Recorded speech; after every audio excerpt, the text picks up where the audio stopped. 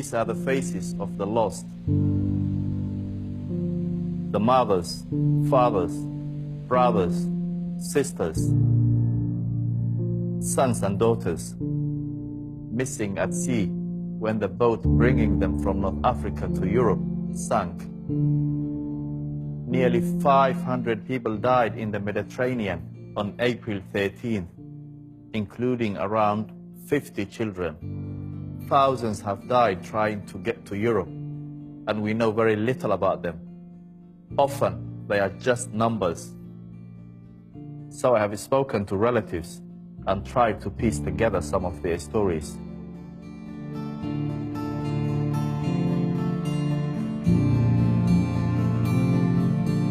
This is 23-year-old Guled.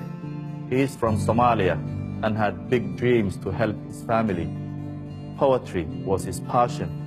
He was shy, funny, popular with his friends. His plan, his cousin told me, was to get an education and return home. Now, he never will.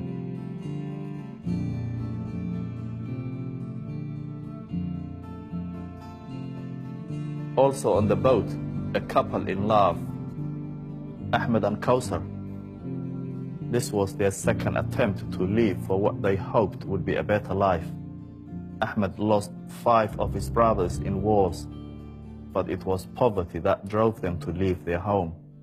They wanted to travel together. They did, but they also drowned together.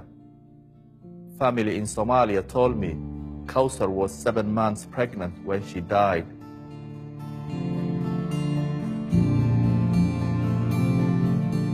Survivors from that night all told me they were traumatized by one story. Fardous and her baby girl.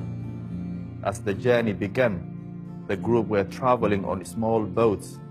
Fardous's baby became distressed and suddenly died. Fearful of being caught with the body on board, the smugglers forced the young mother to throw her dead baby into the sea.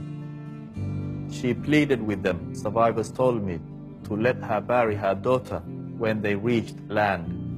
But the smugglers refused. She was then forced to do the unthinkable. The group transferred to a larger boat.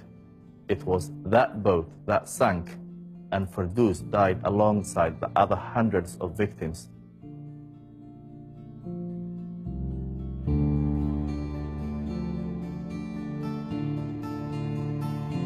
Another passenger, Wadata, the loyal sister who was excited to set out on her new journey. Her cousin told us she was a wonderful person, fiercely independent and determined to get to Italy.